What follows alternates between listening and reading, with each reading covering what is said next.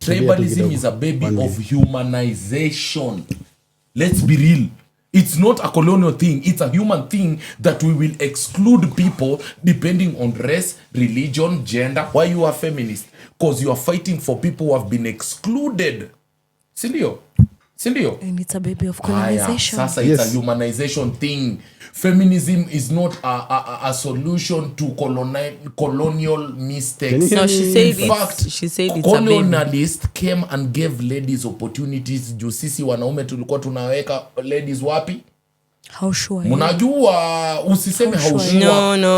Again, as I said, Rafi, I'm going to interrupt you. Let me ask you. Who says that everything pre-colonialism was all rosy? That these no one said nobody it was said all it was rosy. I just said, please don't get me wrong. I said, if you're gonna talk about African cultures, talk about before any interruption. So let's go before any white So do you know your culture in 1600s? Yes, listen. Who wrote it? Well, how would I know when all... Exactly. You're the one who's supposed to tell us. Let me exactly tell you the about point. the oral culture that I know, that was handed to me, not the written one, the oral one. Listen, we cannot sit here and blame the white man. Who said it's a white man alone problem? No, okay, white. Okay, you're already in our tribes. Listen, what's say?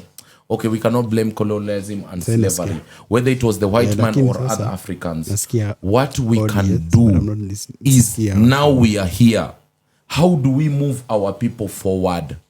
Tunatoa wase aje huko mahali hawana choo mazee. Choo in 2025. Ndio maana nimesema we need to dismantle. Hiyo si mzungu alituambia tusijengee watu wetu sisi wenyewe choo. Si mzungu alikuja akasema tusijengee watu wetu roads. Ni sisi wenyewe as human beings we are misbehaving and we are being bad to our own people and we are putting that ile initiator kuwa in your worldview, and I don't bullshit it, I agree.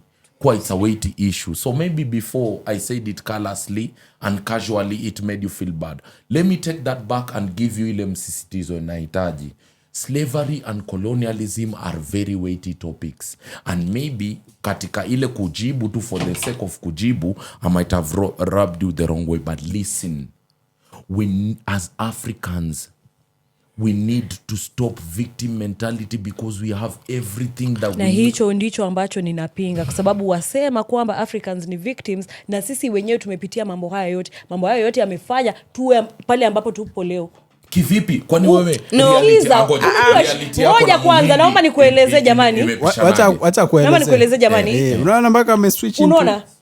Twende na because again, slavery, they are weighty topics.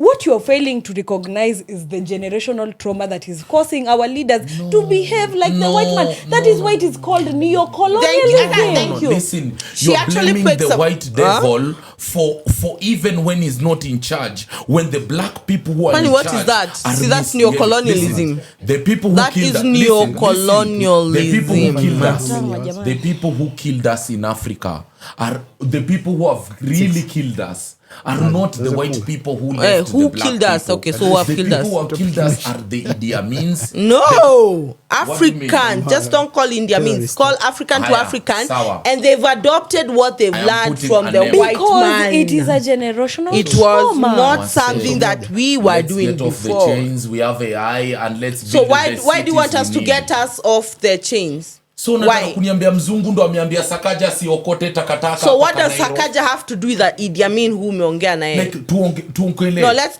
break it up. Okay, let me ask you something. 207 Muzungu alikujaje? No, ngoja kwanza. No, turudi kwa Sakaja. Haya, Sakaja ni ngoja mwanzo. Sina shida. Haya, wacha niulize swali langu. Sakaja ni governor wa kata wa Nairobi. Haya. Tumeelewa kwamba yeye ni governor wa kata ya Nairobi. Sawa. Yeye kuwa governor wa kata ya Nairobi, hiyo system yenyewe imetoka wapi? System ziko hata zimetoka wapi? I just want very plain answers. Something must come from somewhere.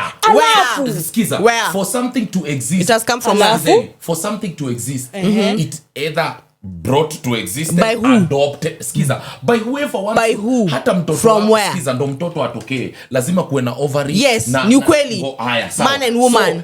So for he imetoka wapi? Hii useneta ilikuja na constitution yenye sisi tuliagree sote. From where? Haya, constitution yenyewe iliibuka kutoka wapi? Hawakuvotia constitution kama nyinyi Gen Z jua mkwa old enough. So you're going to blame them. Skizeni, mnakuja kutu blame did you vote? Did you vote for the constitution 2010? Skizeni. Did you? Kwani nilikuwa 1 year old? No, nakuuliza, did you vote? Si mimi nakwambia ndio ama I need to repeat. Did you vote? Yes. Haya. So now where did it come from? Skizeni. We are the most progressive country in East and Central Africa. Hakuna watu wako na more progressive constitution. Ni South Africa tu juu wameruhusu shoga. No. Yes. They are the guys who listen. Listen. That is such a you're sick to You think you're going to actually utaenda kuangalia levels na homosexuality?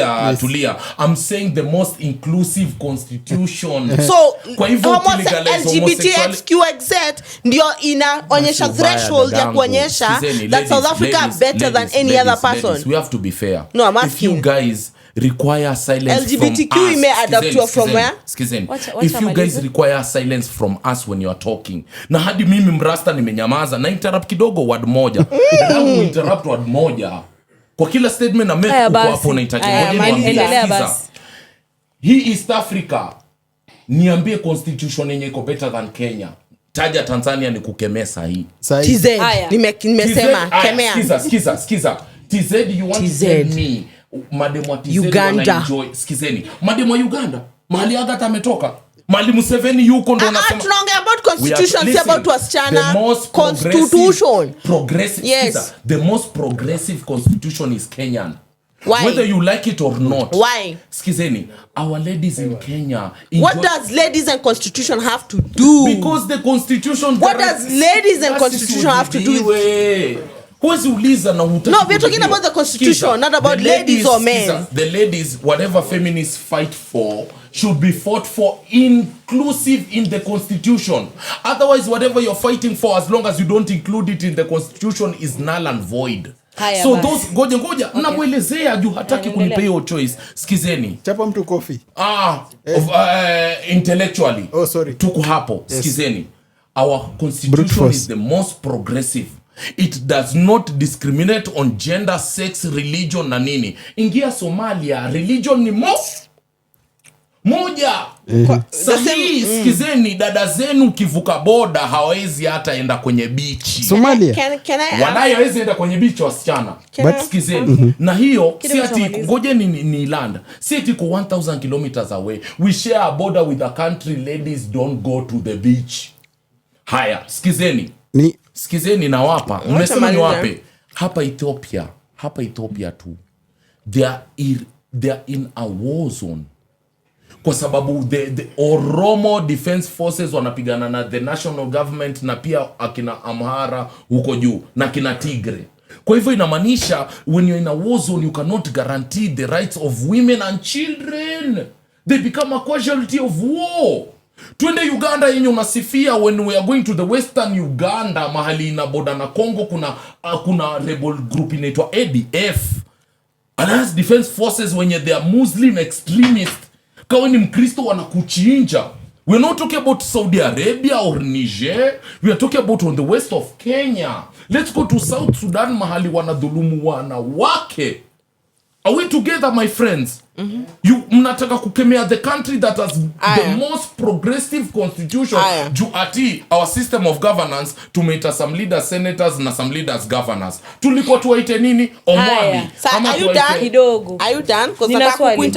Kidogo tu acha nimuulize swali. Hata mimi nimtungie moja. Ambalo ningetaka ujibu jamani. Nitakujibu. Haya. Umesema kwamba swali buka hapa ni kwamba hakuna kitu ambacho kinachochipuka out of nowhere. Nothing just Kiswahili rahisi tafadhali. Kinachochipuka yani. Endelea. That comes out of okay, Kare, continue. Yani yale yangu kwa Kiswahili. Umesema hakuna kitu ambacho kilichipuka kutoka out of nowhere yani. Kuna mali ambacho kilianzia. Swali langu ni kwamba katiba ya Kenya ya mwaka 2010 ati 2010 imetoka 2010 pia na 2010 zote imetoka ilitoka wapi? Imeigizwa kutoka katiba ya Britain. Lakini, na hilo ndilo ambalo tunaongelelea America, kwa sababu Britain they have 2 chambers kweli. Britain America tunaongea kuhusu chambers yao, tunaongea kuhusu constitution yao because we have the America. Basi but Britain America America si walitucolonize. Hatukutelu just a minute Yes. kidogo tu. Dizo, unawasikia? Dizo? Hello panel.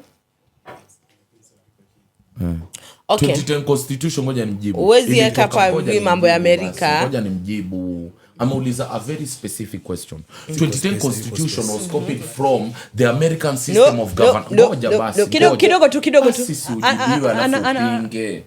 Endelea. Our 2010 constitution, when it comes to systems of governance, when we talk about counties, America kuna counties. Yeah. When we talk about senators, America kuna senators. When we talk about governors, America kuna governors. So a portion of it was borrowed from the American structure of governance. A portion. Sawa. The other portion lazima tulibaki na British wetu, lakini hatuna law kama Caramel House na hapa Caramel House. Hatuna House of Lords. Tuna the American system, senators na governors. Lakini mwanzo bado kuna House of Commons na House of nini. Lakini sisi hatuna, si tuna senators. Senate and parliament. Yes. Unaona sasa haya basi. House of Parliament na lower house haya basi. So point yangu ni kwamba hata itwaje, the way we manage our government Ndiyo. is still borrowed. So for us to move forward, lazima sisi wenyewe we sit down, look as ourselves. Haya, wewe ni lugha gani, mimi Kikuyu, wewe nini? Haya, tunafaa kufanya nini? Wewe unaona, alafu people draft all these things. We sit down, have a consensus, agree. Is this how we are moving forward? Is this how we are not moving forward? Kile nilikuwa nasema ni hivi. Umenielewa lakini? Nimekuelewa. Yani, if we are coming to sit down and have a better system, I agree. Lakini tusikashifu ile kitu yenye ilitutoa mitini. Nyinyi hamjui hao wanaotuongoza bila hii constitution venye tulingekuwa tunafinywa na hii law yenye nasemaje, hilo ya ukitukana politician uko ndani inaitwaje hii cyber crime sijui nini. Nyinyi hamjui 2010 constitution kila time hiyo court ikienda high court, yule judge anasema there is no case here. I have a question. Okay, now before nani I join before somebody hold on. Mnaweza sikia Dizo? Yes. I can hear Dizo. Dizo, can you hear them? But kidogo tu. Till there we are together. Yes, but there's something I also want to correct. How did America come to how did we adopt the American Constitution? Yet we were colonized by the British and we've taken it from them. And also you need to understand something. Nani wanakuanga venye umesema upper house, lower houses, and we did not adopt that. But in the upper and lower houses in the MCAs, the county level, to a point where now they go to the Senate, where they actually dispute any issues that comes from the lower houses. And don't forget, they made sure that the legislation, where we're talking of the MPs, they are different people, a different entity altogether from this, appears from the woman rep. Because now, don't forget, that makes now the national government, and this makes the county government, which doubled up on our expenditure, especially when it comes to making sure that we are able to run this. Now, that aside, I wanted to go something about languages. Karema make a very good point. We've adopted English. All countries in Africa have adopted their colonialized or colonialist language. But South Africa came with a suggestion, wakasema, the most common language, especially in Africa, is actually Swahili. And they were ready to adopt it because Bantus, especially, get to serve between middle, central, and south of South Africa. And they were ready to adopt that.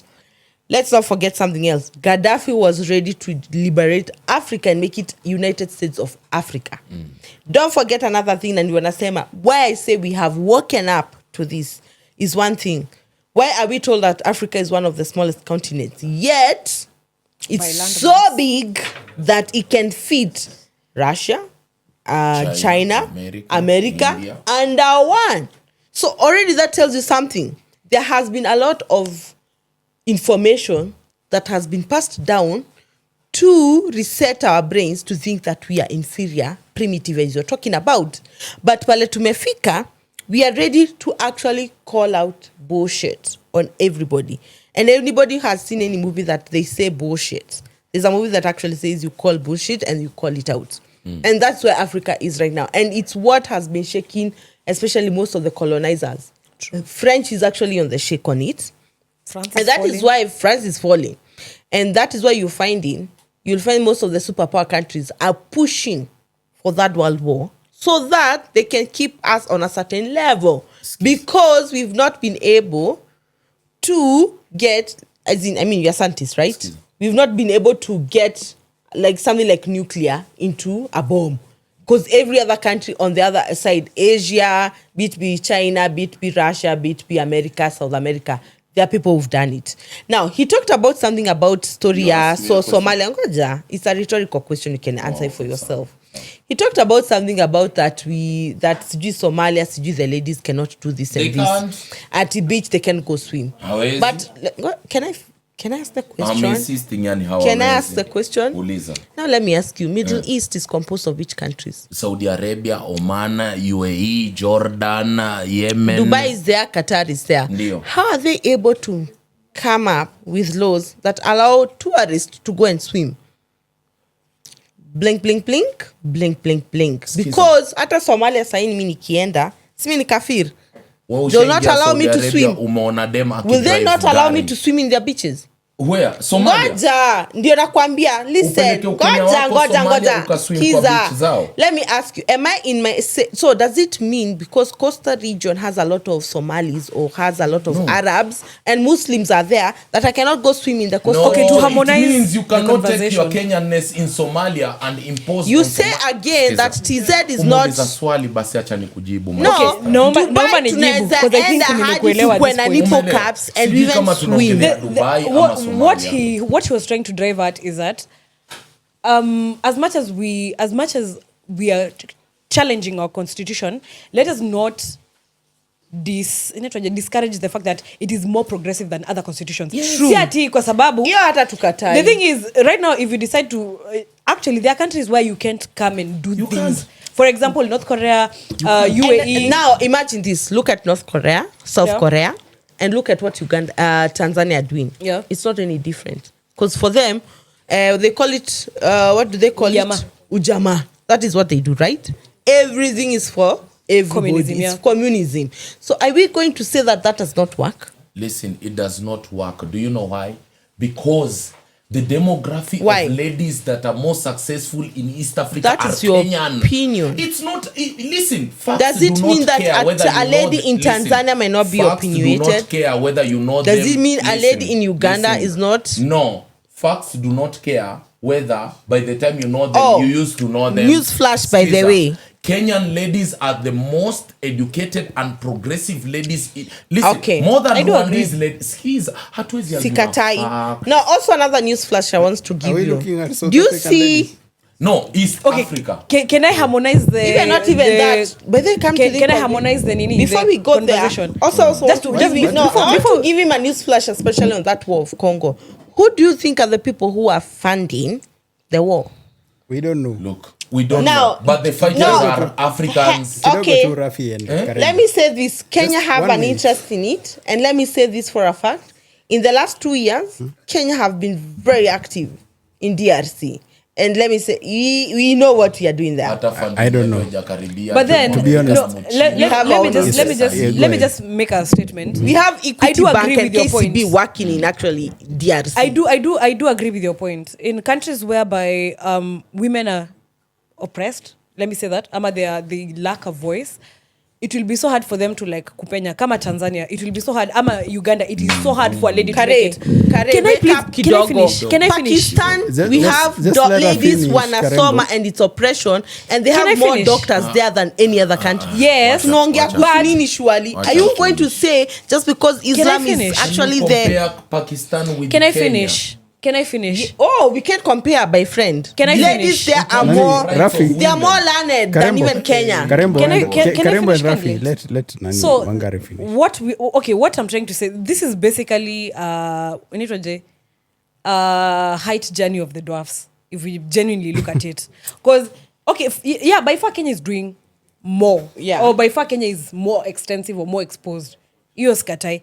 But if you look at these countries where women are, for example, kama wenye wako under Taliban, women walikuwa nasoma, they were doing these things. It doesn't mean that sasa now because there are laws that have been effected today, the statistic is going to change that women are going to drop. No. But the reality of the ground is that in some countries, and I'm going to use Uganda and I'm going to use Kenya because I've had friends I've interacted with, it is so hard for you to do some things. It is so hard for you to make it. Not because the general public really gives a shit about women. It's because of that ingrainment of the fact that women are inferior. And that is what he was driving at. Like, yo, nasemaje? Let me ask Hiyo you, culture ya ku let's in- okay, ya kuwa inferior, it has made women not be able to let achieve us some look things. at our sister countries down here. Yeah. Wacha tuangalie kwanza na Uganda. So are we going to blame it on the muzungu ni alifanya kuwe na inferiority especially in Uganda? To an extent, yes. So what did Idi Amin do? Especially to foreigners. The things Let he me did. let me answer your question. Let me answer your question. Like post colonialization. And I'm not refusing. Let me answer your question. Have you ever sat down and considered that drastic measures require drastic? Isn't that what the same thing I was talking about when I said it was necessary for some of these things? It was not necessary because what violence were we imposing on other people? So I used For talking, Idi Amin. okay, No, listen. uh-huh. Can I finish? What you're comparing is a reaction versus an action. Colonizers did an action. So not what a about reaction. Akinya Idi Amin and all those leaders that have gone through it? I am not. What about the action reaction of okay, sawa. Now let's go even to TZ. So whatever Suluhu anafanya had to a point where we are being told we cannot even access the country because of simple things we did as a country. What does that mean? That means, and she's a lady who's the leader. She's actually the president. The problem is assuming that ladies do not have internalized. Mbona tunasema we are not progressive? That is Uganda, and she's a Muslim. Okay, she's actually now that once you have a unfortunately religion the original and you leader have a gender, alidai in you our will own not country pull na towards your tukatai, own but she self-interest. took over the country. Why is the country not going and wanasema mazi, let's revolt, let's get another leader? You cannot they're undo, okay with it. You cannot undo years of Stockholm syndrome, years of institutional. So why then Can are I we finish, forcing it Oye? on ourselves? Can I finish, tafadhali? You cannot undo years of institutionalized within a day. So na sisi yetu basi, why was it different when I was telling you the same Because thing? we are coming to a point whereby we are waking up from Stockholm syndrome. But that's the same thing nimetoka kusema. Basi we are on the same plane. Thank you, you've arrived. So you guys shake Si and basi make we friends. No, si ndio nasema. That is the same thing nilitoka kusema. So anyway, it's fine. Watu wamearrive to the same point nilikuwa nasema. Unajua, But ndio nasema, look at it this way. Kidogo tu. Islamic I don't countries want to kama look at it. Pakistanis, I don't want we to look at cannot it in say any that way. the ladies that were not being given the same opportunities to go study, even with that law that they have, whatever law it is, these ladies actually give up into being wives and motherhood kidogo instead tu, of their profession. Mama Kanisa. Because institutionalized. Institutionalized gender discrimination. Wangari, Rafi and Karembo. Just 1 minute. But I think we've arrived, all of us. You guys are coming together. I'm loving this. It's a group thing. Wamearrive. Yes. Dizo anasemaje? Yeah, tumemweka Space nje. ilishaanguka. Ooh, I can't find it on the name. Just chill. acha nimsikie. What are you saying? Okay, Dizo, are you there? Can we wrap this up? I'm here, bruh. I'm here, man. Talk to us, bro. Why have you paused that conversation of Karembo and unaona, like ni mbona umepause? Kwa sababu Beko is a unajua bitch. you are on call, eh? I am here and I am listening and I'm even understanding that conversation better than when I was talking. You are invested. Yeah. very invested. Women, stop Bro, reggae. we shall not pull out your investments right now. No, allow me say this, yeah? Before you say something, Dizo, saindo umejua the meaning of shut your clit down. Yeah. Hold your clit. Umeishat, umeihold. Hold your clit. Tukasikia conversation sasa. Hata si ati nimeihold imelala. It is very satisfying. It is under stimulation. Sasa nimeunderstand mbona Kibe alisema hata dekili lala. Aliona hapa Anyway, iza. Kare, go on. So, now that we are finally on the same point, do we understand Stockholm syndrome? Do we understand why we are finally waking up? Why do we have to give it a label? Stockholm's. Because To it is understand there. it. Okay, we give things labels to understand. Okay, background on Stockholm syndrome. I get it, I know, but Oh. why do we have to give it a label? We so that already can know. we But the people who are on Stockholm's are our parents, not us. yes, We did but experience it. PSCC. No, Tuko- as we are PSCC. awake, Can I give you an Tuko example? we are awake. We are busy. No, we are not awake. We are. Probably millennials are. We just had the conversation. I'm gonna speak about Gen Zs. Not yet Uhuru. What? No. Iko shida Iko shida. Like we are. kubwa sana. The thing is tunakubali vitu zingine when it comes to dismantling the system ni yote. Hakuna ati favorites, fan favorites, not fan favorites. No. The thing is we are finally waking up, but we are not yet there. Now let me give you a We are not- let me give you a The three of us headliner. are awake. Goja, let me give you a Not all headliner of us. which utashtuka. In the year 2018, I was seated with doctors somewhere in one of these hotels huku Nairobi. And they're telling me this. When the coup happened, 82. Yeah. 82. Yeah, Moi of overlapping. Yes. University of Nairobi were the students that were used to actually push for that agenda at the time. It was so bad. One of the doctors alikuwa ananiambia kwa ni coast. Do you know how they went home? Walena kama ameshika hivi. Their IDs. Yeah. Yes. And this is a doctor who was telling me they Hey. didn't know if they would make it. Which year? 1982. God damn. You knew doctors at this point? Yeah, hapana. Ni story aliambiwa 2018 about Oh. 19. I'm sorry. I'm just asking again. Moving forward. Hey. Move. Sorry. So umeshika. So Absolutely. which detail don't you not have so that I have all of them. which one is? None. Now, Doctor learn to carrying his listen. ID on the Okay. head desk. It's not just doctors, right? I've talked about who were used for that coup. Nairobi University Thank you. students. Oh, So now, are we together? Absolutely. Are we? Tibim. Please, Baiko, don't interrupt me. I Tialala. need to get to that point. And you know, it's interesting. This is a doctor who's now in his 60s, late 60s. Yeah. And you can even see the fear that they had. That they could see their own friends being put into tippers when they were kadampiwe onto city mortuary. And he's telling us this, yet his brother who's like 5 years younger, amechukuliwa ende akafanye kazi with a petroleum company at the time. Because back then it's not the same. You know the way you're talking about education is a system that we've adopted. Yeah. Then though it was adoption where by the time unamaliza form 4, form 5, form 6, they look at the your A-levels, strongholds. yeah? Yeah, A-levels. Wanaangalia, is your stronghold mathematics?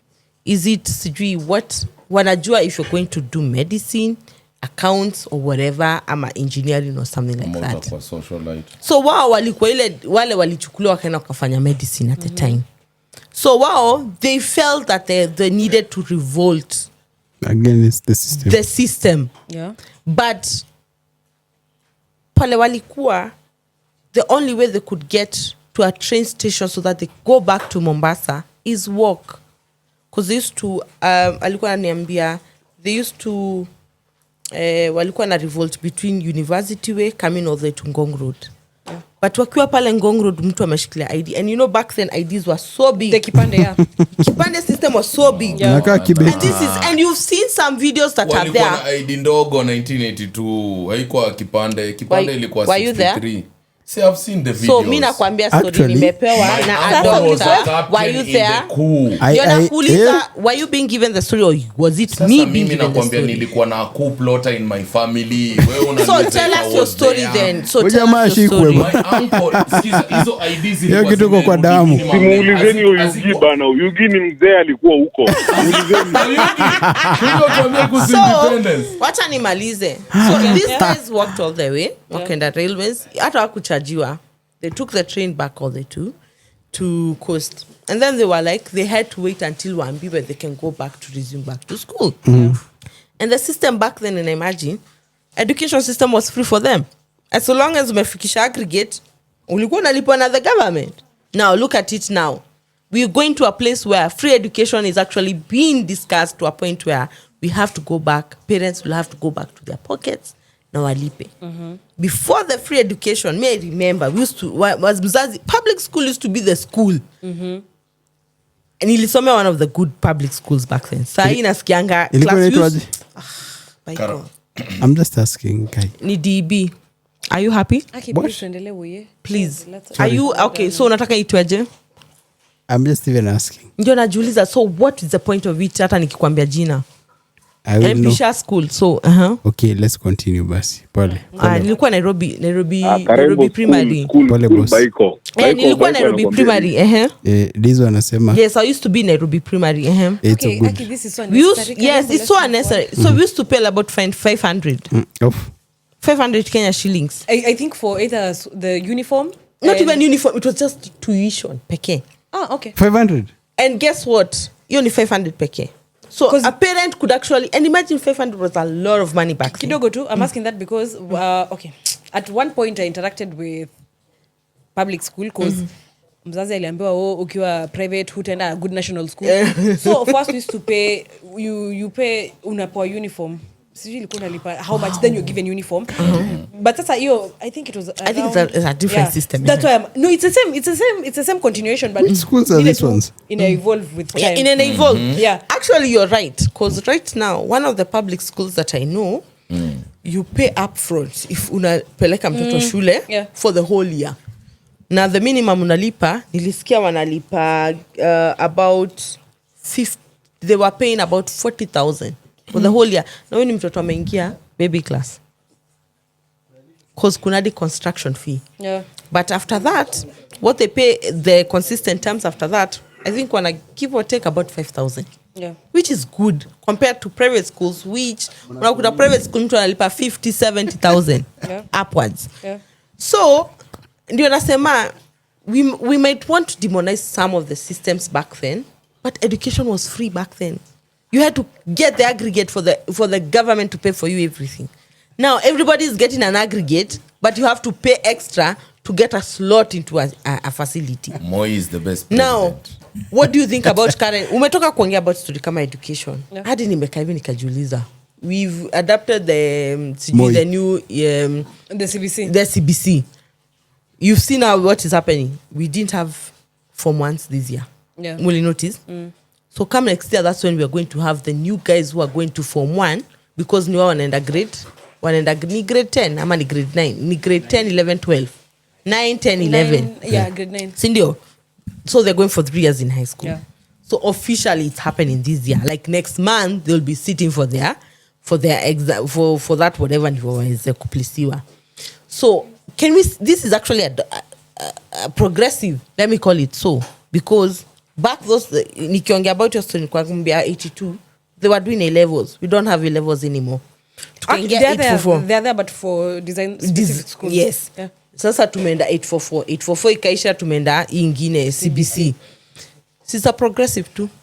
So I feel In like my opinion- every like we are evolving. But in my humble opinion, in the education sector, we are not evolving forward. With Kibaki, we did evolve forward. But there are sahi too many tunarudi nyuma. graduates. Because With listen, Moi. We had too many. no, with graduates. Kibaki is the one who Moi introduced was his the system and nini. educator. Moi No, alibuild Kibaki is- all the unis, all the Yeah, he not did all. build. He all did the build. Moi schools. But Kibaki made it affordable. Kibaki made it affordable. Now, the reason as why I'm saying we are not evolving forward is that when I was in campus, and isi kitambo sana 2017, 2018, that's when I was joining first year, we were paying 30,000 per a whole school year. Sahi they are paying 85,000. That is not progression. That is us. Tunaenda, ni kama we are taking 2 steps mbele, 10 steps nyuma. Because sahi someone who cannot afford 85,000 mtu wa maskini mwenye sahi maybe hajapata wings to fly hajapata nini aende Kapeni, ataenda aje shule jameni. Usijali, nimepata moshene hapa hadi I'm like mbona aende shule kama yeye ni maskini mbona aende shule Nani Yeye ni anafaa maskini, kumsomesha? atafikiri Hapo kwa That shule. is the issue. But anyways, but sasa tuko pamoja, are we together till then? They are on the school matters. Eh. I just wanted to raise a comment Yeah. from the how do we call these sides, these people who sit on this side, guests, Backbencher ndani ya S-class. spectators. Sisi ndio watangazaji ama Wapenzi watazamaji. watazamaji ati watangaza. Thank you for that correction. I just wanted to say on that point of the school, I actually went also into a public school, and that's why it caught my attention. And my school fees was $650, so I thought I was the only person who went to the least Bro. paid school fees. No. $650 bob, 650. not USD or Kenya shillings. And then punch. yeah, nilikuwa nadhani sisi ndo tulikuwa the lowest, kumbe ulikuwa punch. Bro, punch. And then my Leo old, waliongeza kuzilikuanga kitambo episode 3. and then my old man alikuwa nailipa in 2 installments, saa zingine 3. Na imagine pesa value hiyo 650 pesa bob. ilikuwa how much? 650 bob. Bob. You know we used to have a Patam. note for 5 They're bob. like, I think Yes, that I it know was that. for the year Patam. Patam. The name of the school was Kuchi Gujarati Hindu Union Primary School Kuchi Parklands. Silver Patel in Samaj. CBD. CBD. Yeah, next to Haya. bus station. Naijua. Higher. Kwa ufupi, OTC. the shortest form, the shortest, it was CGHU Primary School. That is the shortest you can Opposite go. OTC, sindio? Exactly, yeah. Naijua. And the temple. Naijua. So we are together on We are that together. public school. Now let me And shock it used to be the good school those days. Back in the day. Now wacha nikushtue ingine. Sasa nimetoka kwa 650 bob, 650. Sasa wacha nikushtue. Now there are people who hear that some of us tulisoma na English like Britons. Please. Kwani tulikuwa na shule? Huko umezaliwa nikienda shule, so tulia. Now I'm 40, you're only 25, so tulia. Now let me give you an example. Si tukienda shule ilikuwa inaitwa Mpisha. Alafu zilikuwa shule ngapi? 3. Ulikuwa bola. Bro, ngoja. So, I mean, ukiwa Clem de la Clem naenda zile shule. Unatoka hapa nursery, unaingia primary, unaingia high school. Anybody who knows Chani High School, the one that is there, wamechange jina inaitwa Mpisha School. And that was the original name in the 70s. And it used to be a mixed school and used to have all these people mixed. Ngoja, tulia. Ni nini wewe?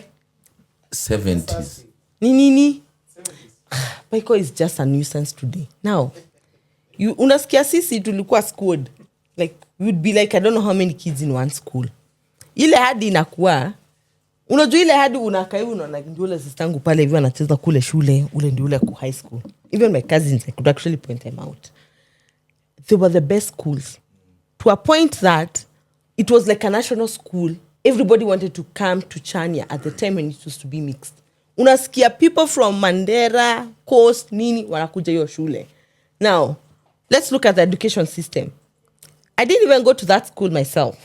I went to a different school. At the time, nilikuwa nasoma. It used to beat in the national level. And it was a provincial school. Gani hiyo? St. Francis Girls Mangu. Oh. Sasa with the county level nonsense, imemekiwa county school. I'm telling you, this is a school that used to perform top 50. Saa hii hata wapatikani in the 200. Imewekwa bahali yake. Mali ya umma. At one point, walikuwa mementionia there will be a national school. Sikizeni. It's a county school. Mali ya umma. They have to take mali ya umma ndio wa make essence of it. Swali. It is so bad to a point that, let me say this, we used to have an alumni of girls who would come and make sure that any needy girl that needs sponsorship to university wanalipiwa. Saa hii hata nobody even goes to that school. Sikizeni. You know, before tuseme tusikizaje, if sijui kadizi wako in the same boat na mimi, but hizi suffering zenyu manzi zilikuwa tu. Si mimi nawaambia, angalia. As I say, Angalia Phantom. mimi ni Musee. Hold on. Hiyo point. Hold on. Enda nayo. Kwani Niko hapo. ulisoma shule gani? Acha sasa. Nyinyi mulikuta wakati some of these schools used to have a national Leaders class wa shule. and a divisional class. Hold on. Mimi unajua nimesomea Loresho. Hey, Hey bro. boss. Loresho Primary. Hizi shida zetu. Loresho Primary. Pale karibu na eye Kuna clinic. Loresho self help group Ngoja. association. Cheki. Ngoja nimpe. Cheki. Si Loresho school ni kale kako pale hivyo karibu na eye clinic. Ziko mbili. Nimegoje. Cheki. Oh, you guess. Chekini. Unajua mbona sahi education imewekwa hiyo 85k? 35K. 85k. It's more. Juu haya 500,000. Sawa. Tuseme yani nimeenda to the upper limit hata 1 million. Do you know why? Hebu angalia wale leaders wenye wanatulid wa shule za 650. shule za 500 zenye pia mi nilienda nikakunywa maziwa ya Nyayo. Ngoja, look at the leaders. Yani sahii inabidi tume increase bei ya education ndio tuone if we can get better leaders. Kidogo Rafi, tujisaidie. Rafi, wale wase wenye tulienda public schools zenye tulilipa bei ndogo. Rafi, ona vile wametuweka. Rafi, let me tell you something, man. Me, I have a problem because I don't know those leaders. But I have always wanted. Wewe ujifanya elections Kabisa. Pia wewe Dizo ati Nilikuwa na bidii. na wewe Dizo pia huyu alienda Lakini Makini school Mimi nasikia maisha yangu yote. bra Dizo anasikia 650 Unasikia anajua ni Dizo? lunch. Dizo Kidogo niulize swali, Dizo. anaongea Mimi maisha yangu yote I've always wanted to talk with somebody who Went to a dealt public with the ni Bro, it's a conversation I would want. Where? Kuna jamaa kipofu alinibia dem. Me, I always Are you talking of people who went to Thika blind of the school? By the way, wacha niwaambie, Thika used to be one of the school kuingilia shule ya that ilikuwa na budangu shule ya jo. blind. Ilikuwa ya Dizo, blind. continue. Okay. mimi Hata nitasema si- hivi, mimi nasikia tu ma victims wakiongea. Mimi nitarudi tu pati ya Career If you are ties poor. relate. if you are poor then go for what you can afford. Big time. If you are rich then go for what you can afford. Hii ya kusema ati siku hakuna hizi shule. Ziko. Right now kuna mashule public za 1000. Kuna mashule public za ziko. 2000. Nijikute. Ziko. Unaona, because you can afford more. So it doesn't mean mimi venye nasema hivyo, I'm not speaking from a place of privilege. I'm speaking from a place of accountability. Mimi sitaki kuanza kupigana na mtu pua kama siko pua. Bro, I am working hard to be in the position I'm in. You're also working hard to be in the position you're in. Can everyone accept their own position? Yeah. I don't have to fight for you. You don't have to fight for me. You don't have to blame me. I don't have to blame you. Dizo, a question, yeah? You're talking about kuna shule za dhao. Those are not public universities. I think my point was more referenced on higher learning. I want to know what is it that has changed that, again, I really emphasize that nimemaliza shule in 2023 from 2018. Okay, kwa sikuwa nafanya ni refu sana. But what is it that has changed that made us pay 30,000 Kenyan shillings for the whole year to say students are not getting COOPS funding? Watu ni wengi. It's not an issue of being many. Students wakati wa Wacha amalize. Students are not getting COOPS funding.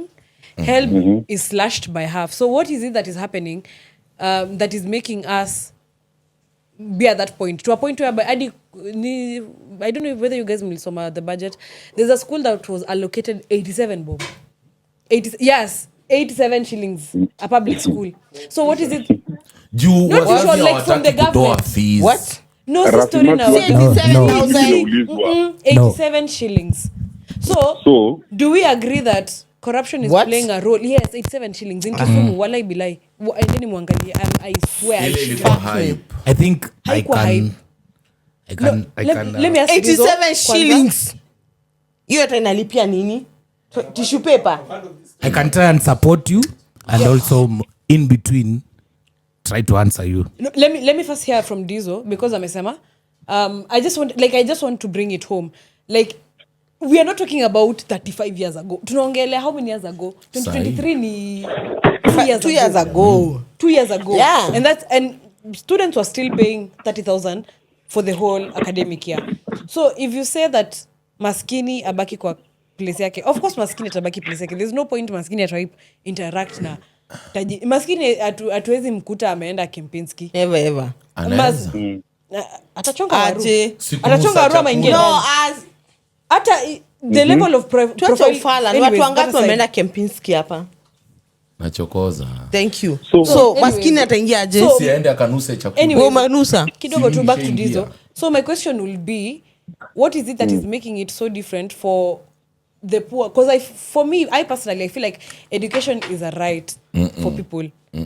So what is it that is making it so difficult that was achieved 2 years ago to achieve right now? Hatukuwa na The madeni. problem is Aya, thank you. So wacha disonge sikiza naye hivi ndio venye mimi naweza iweka. Let's go to politics. Yeah. Ndio. Yeah. We are speaking of bad leaders. True. The reason we Everything are is having those political, bad yeah. leaders, the reason we are having those bad leaders is because there are some poor people who keep on taking money and not benefiting their own community. Fully agree. They wanabambika kuko hapo, so wanaficha community yao ndio wabaki tu hapo, ndio pesa iendelee kuletwa. When they are supposed to do something, they do it half-heartedly, ndio in a way this money can keep on coming. True. Secondly, for us to keep on choosing bad leaders, True. it also says something about us, True. because kuna hiyo tunaweza angalia hapo. Haya, thirdly, the biggest difference that we have yenye saizi unaona like things are getting expensive na unapata yani vitu tu zinaendelea tu na tunalenga.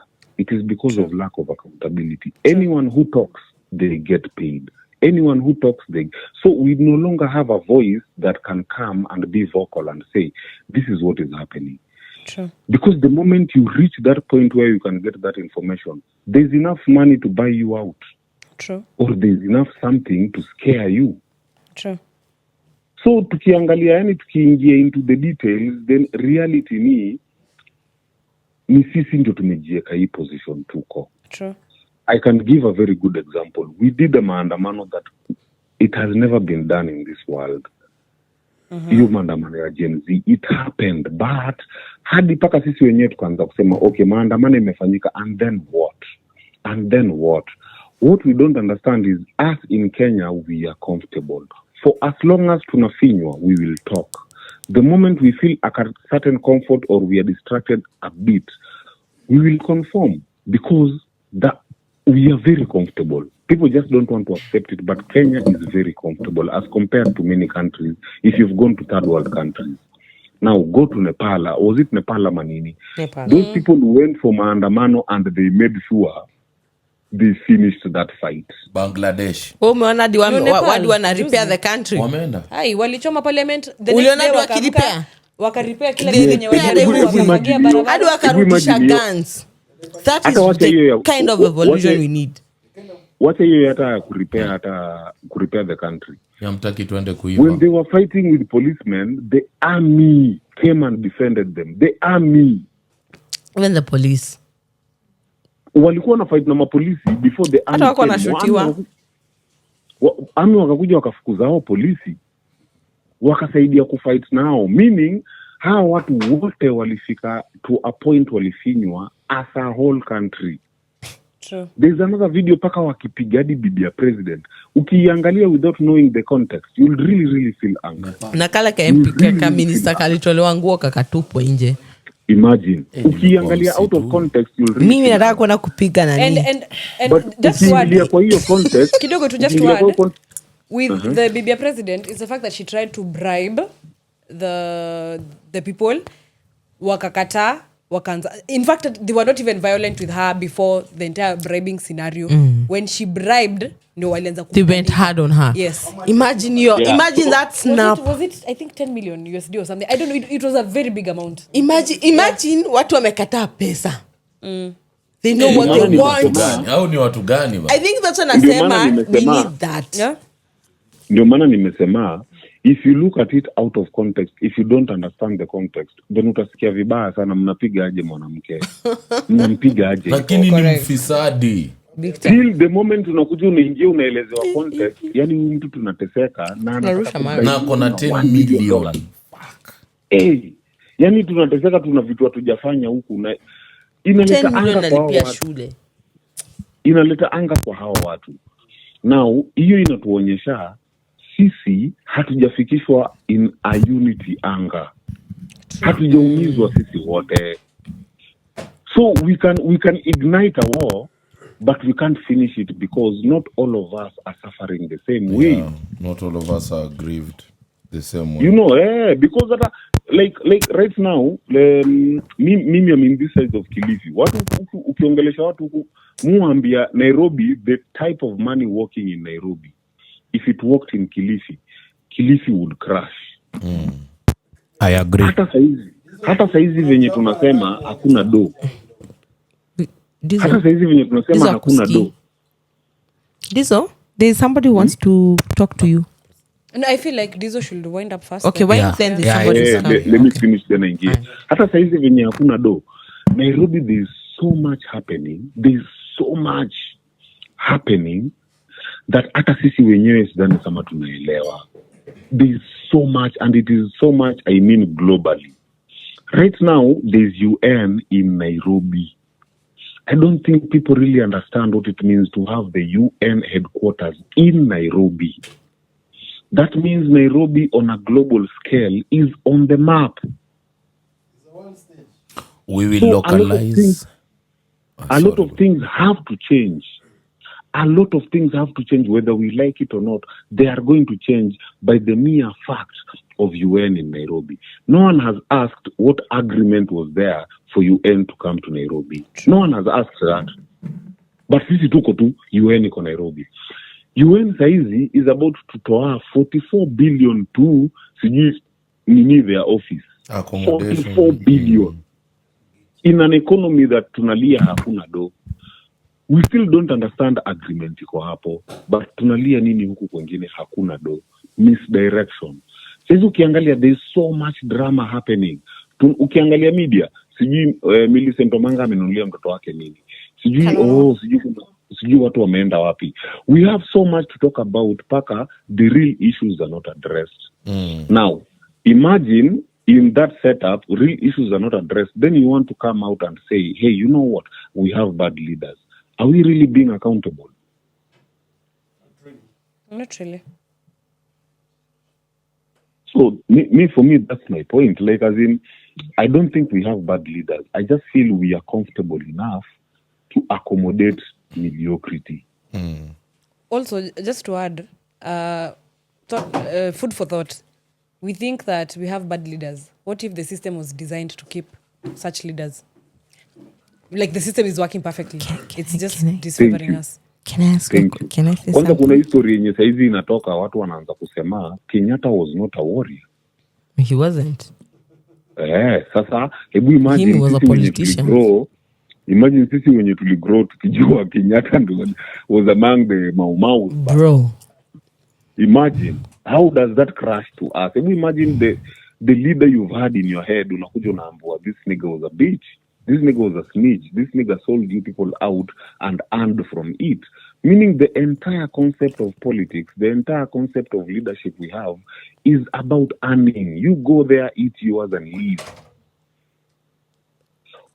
Okay. We know about carbon. Is carbon what? Ini carbon Credits. carbon credit. We know about it. Who has talked about how we are selling our carbon credit? Bro. Why? So mbona that's why you're tujaingia cutting our trees to Cusa. Mbona tujaingia maandamano na hiyo shit? Story too. Propaganda. Eh. We have somebody here who wants to us to contribute to the same when you unapenda the Okay. solution. Haya.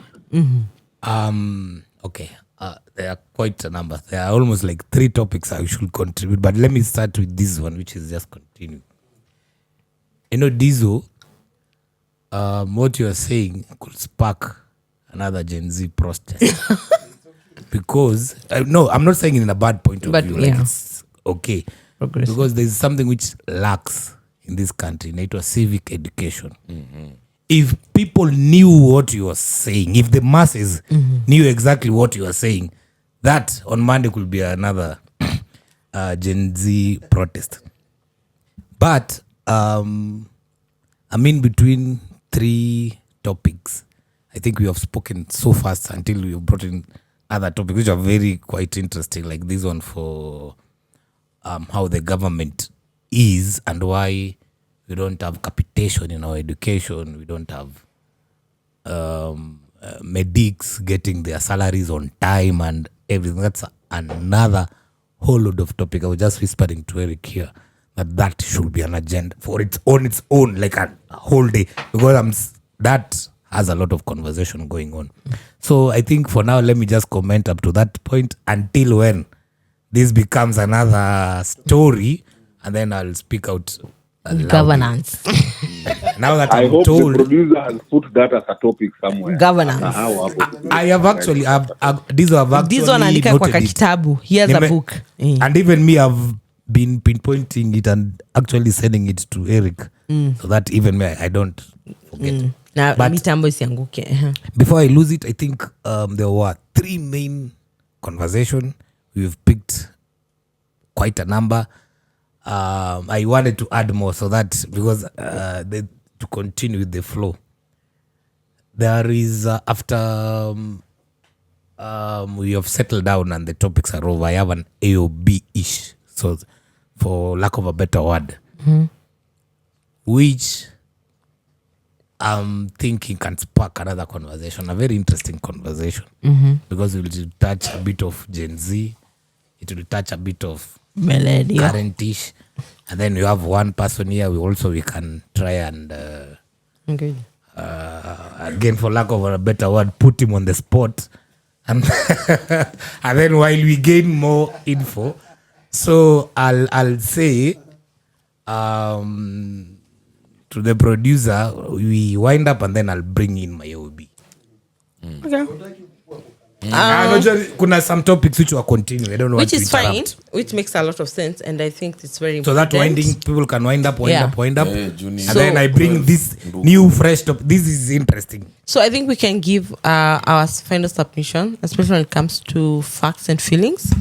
And I think as I start it off, ndio twende hivyo tukimaliza na Baiko, then Diesel, and then he can go to the AOB. This was was very productive and proactive, because we have shown how feelings can actually affect each one of us, and at the same time we've been able to listen to one another and understand where everybody is coming from. It's I think it's a place of, before we react, let's listen why this person is acting, where this person is coming from action. Okay. And it's very important, and I'm so glad that, especially for the current state of Kenya, and especially Kenya in all aspects, to come to the same conclusion. We've seen the problem, we know the solution, we know what we need to do. Yeah.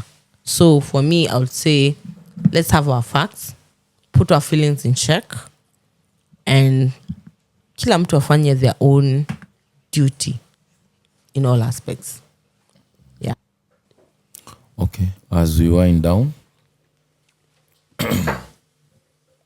what I can say is I'm glad you came back. No matter how difficult the conversation was, you found it in yourself to come back and complete the conversation. So it's not always about where we stop. It's where we pick up from and where we'll end. So as much as it got very hot, I really appreciate the fact that you came back and addressed your issue on the panelist, Unaona. So on that, kudos, Nona. Okay, I'll talk to my fans, because me, I like talking to my fans. Sindio. Ama vipi. In these conversations, they will get very animated. They will get very hot, because we are in very small, dark places, intellectually, emotionally. So, like I always say, I always have the same type of advice. Whatever you will not learn from us, take it for entertainment value. And whatever doesn't entertain you, there's always next week. But for me, Rafi Mas, Wagwan people, my name is Rafi Mas. Big up to the youth, them. I'm just going to end up by saying a statement that I want it to be food of thought for everyone who's tuning in to this session. Freedom has never been gotten by the oppressed appealing to the moral sense of the oppressor. So, that in mind, there are conversations that we need to be in consensus. Lazima tuwe tuna agree. Some conversations do not need, for example, ousting the current political class in Kenya. There are conversations that don't require people playing the devil's advocate. Yeah, we just have to agree for us to achieve a common goal. That's it. Adios, guys. Baiko? You know, me, I am torn between giving a very sensible opinion and an unsensible opinion. Because one, I've been looking at Wangare's eyes and I've been wondering whether they are beige, tan or mauve. Yeah. Mi siwezi Thank kataa. you. As in, mi napenda vitu mzuri. Wangari, you have a new crush. Makofi. Which color? Wangari? Where? Producer, baby. Sorry? Yeah, Justin Bieber. Halle Brown. Jesus Christ. I didn't even know that color. Honey. Honey. Oh, mi nimesikia Halle Brown. Honey Brown. Ooh. Honey? You call it what? Joking. Honey Brown. Honey. Asali Brown. Sindu yo. So what honey. it? Atado. Honey. Asali Brown. Honey. Asali. Honey Brown. Honey Brown. Ooh, Jesus. Mwone hapo nyuma ya tent. Honey, I'm Hapo home. nyuma ya mlango. You look at me. We mweke honey ya Zuchi. But me, I will say this. One, I'm going to disagree with you, Karembo. On Mwambie. so much nimepewa mpaka I'm even wondering whether I should No, proceed just with get to these the things. point. Una disagree na mimi sababu ya? That this has been a proactive and hii ingine umesema ni gani? Proactive and productive. Yes, I disagree with you on that one. Why? You've learned nothing. Not, I have not. It's not that I've learned nothing. I've actually learned so many things. Then So it's many productive and it's proactive. No. Proactive and productive. It means proactive means I will do something after this. We are doing an A or B. It's what we are waiting for. We want you to do a conclusion. 1 minute. This is me. You've told me to give my opinion, He's giving us a proactive. but you've told me to give my opinion. Okay, fine. Yes. I'm disagreeing with you on that. This is a proactive and productive conversation. Because of two things. We cannot be talking about facts and feelings. Na tukue na proactive na productive direction. I want to pose this question to Rafi and Kari. Do you feel we had an active, proactive, and productive kind of conversation? Kwani mimi sijakuwa kwa hii conversation? Ngoe tulia utadili na Baiko. I'm talking to the ones who are here on the live. I think my feelings and the facts are lying.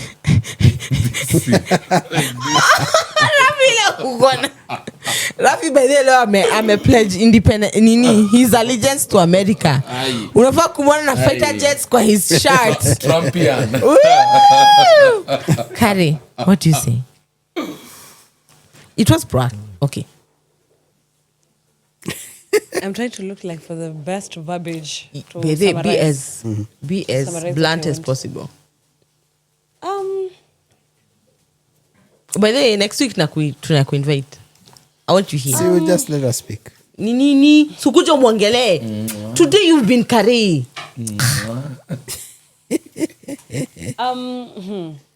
Again, as I said earlier, not all conversations require the devil's advocate. Yeah.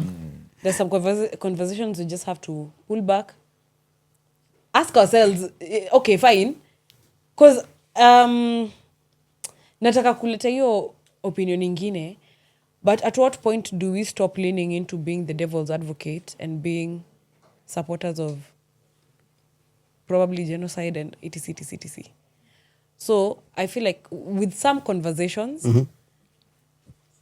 tujue ni wapi we are leaning. Some conversations, not all conversations need us to be clashing. And I'm going to give a very good example. When we're talking about us dismantling the system. Big time. Kila mtu anaweza kuwa na opinion yake, but all of us We dismantled. shida za kisasa Something ziko. needs to change. Hakuna mtu hapa alikuja akaanza kusema It's hata perfect. mimi nikiweza kuwa politician mbona nisikule. Unaona, because again there are things that just affect us directly. So I feel like sometimes we don't have to be the devil's advocate in everything. So we can say that it's been proactive and productive. It was productive Proactive? for the second half. For the Okay, yes, no, yes. for the very first one, the facts versus Oh, we were feelings. destructive. That's nice. No, that one was nice. It was a because, proper again, destructive. I feel it was a nice.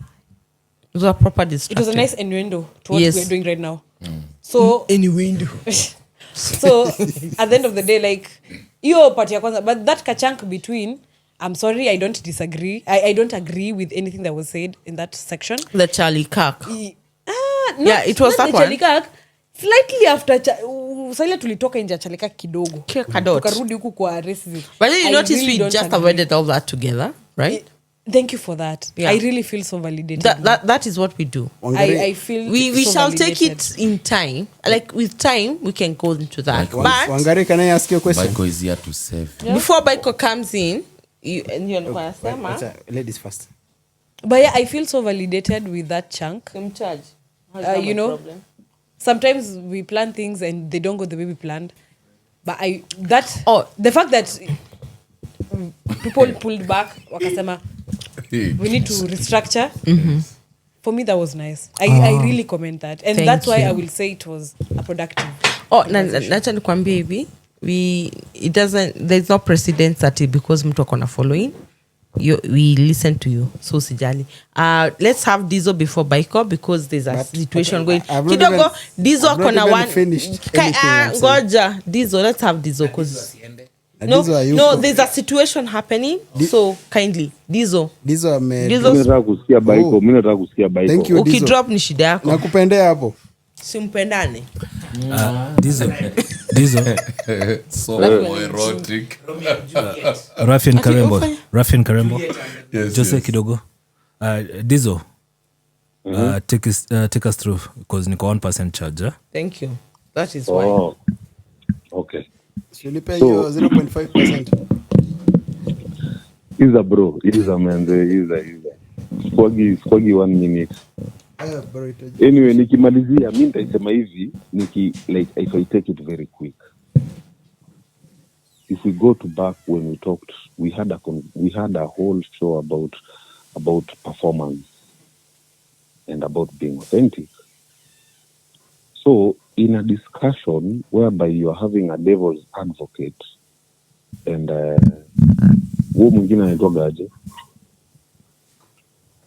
or whatever, the opposite of a devil's advocate. Okay, probably the yes man. I don't know.